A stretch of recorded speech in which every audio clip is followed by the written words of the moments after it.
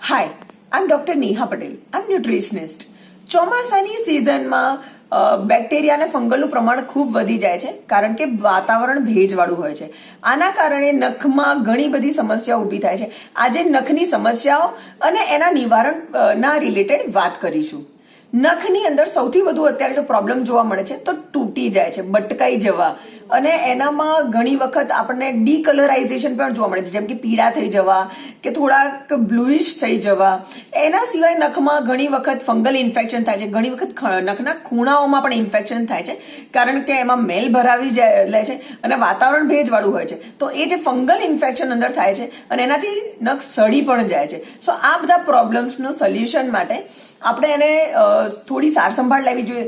જે ફિમેલ્સ અત્યારે nail polish વધારે લગાવતી હશે કે જેલ પોલિશ કે હાર્ડ પોલિશ લગાવે છે, એમાં અત્યારે એકાદ મહિના માટે બ્રેક આપવો જોઈએ.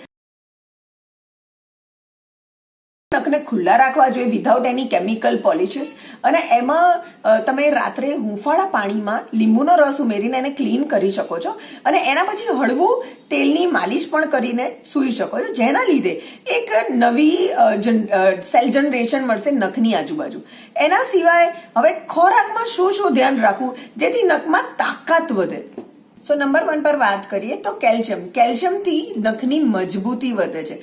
તો જો ખોરાકની અંદર દૂધ છે, દહીં છે કે પછી અલગ અલગ ટાઈપની ગ્રીન લીફી વેજીટેબલ્સ એડ કરવામાં આવે તો આનાથી કેલ્શિયમનું પ્રમાણ વધારી શકાય છે. હવે સેકન્ડ નંબર પર વાત કરીએ તો પ્રોટીન એક પિલ્લર છે નખના સ્વાસ્થ્ય માટેનું. તો પ્રોટીનની અંદર જોવા જઈએ તો પનીર છે, ચીઝ છે, ઈંડા છે. જો આ બધાનો સમાવેશ કરીશું તો તમારું જે નેલનું સ્ટ્રક્ચર છે વધારે મજબૂતાઈથી બનશે. નંબર 3 પર વાત કરીએ તો બાયોટીન એ સૌથી વધારે ઇમ્પોર્ટન્ટ વિટામિન છે નખની હેલ્થ માટે. સો વિટામિન B7 નું નામ છે બાયોટીન. તો અગર જો તમને વધારે પડતા નખમાં ઇશ્યુઝ હોય તો તમે બાયોટીનના સપ્લિમેન્ટ્સ લઈ શકો છો. નંબર 4 પર વાત કરીએ તો વિટામિન D.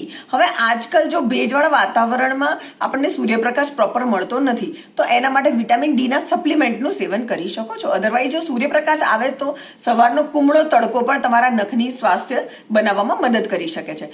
નંબર 5 પર વાત કરીશું તો એ હેલ્ધી ફેટ્સ છે. જો તમે સવારમાં ચિયા સીડ્સ છે કે ફ્લેક્સ સીડ્સ છે, જો આનું સેવન કરશો તો એમાંથી સારા પ્રમાણમાં ઓમેગા-3 ફેટી એસિડ્સ મળશે, જે તમારા નખને જલ્દી રીજનરેટ કરવામાં હેલ્પ કરશે.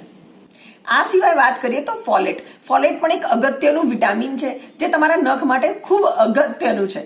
તો ફોલેટ માટે તમે અલગ અલગ ટાઈપ્સના દાળ છે, જેમ કે મગ છે, ચણાની દાળ છે, તુવરની દાળ છે, આ બધું લઈ શકો છો. અને એના સિવાય પાલકમાં પણ ઘણું બધું મળી શકે છે.